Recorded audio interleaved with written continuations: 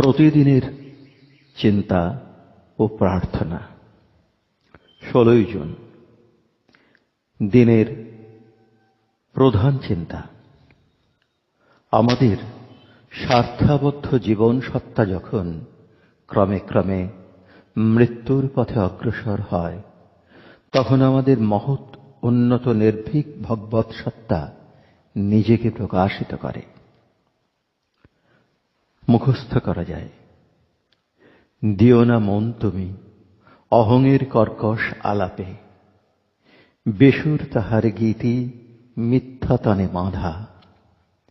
গাও তুমি তব গান শুনিয়া তোমার প্রিয়তমের মধুর কণ্ঠস্বর, দিব্য মিলনের সঙ্গীত সে যে বাজে দিন রাত মধু মধু সুরে, এ কি মনোরম শান্তি অবিরাম।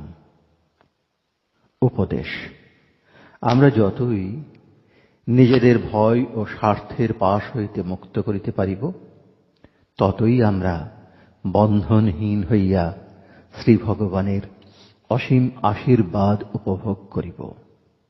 শুদ্ধ বুদ্ধির পূর্ণ বাড়িতে আমাদের সকল স্বার্থ ও দুর্বলতাকে ধৌত করিতে হইবে।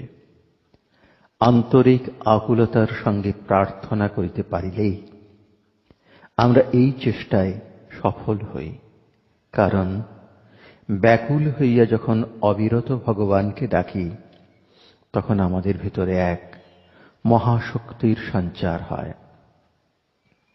প্রার্থনা: হে প্রেমময়, হে পুণ্যময় দেবতা, আমার জীবনকে সকল ছন্দভগ্ন অমলিন ভাব হইতে মুক্ত করো।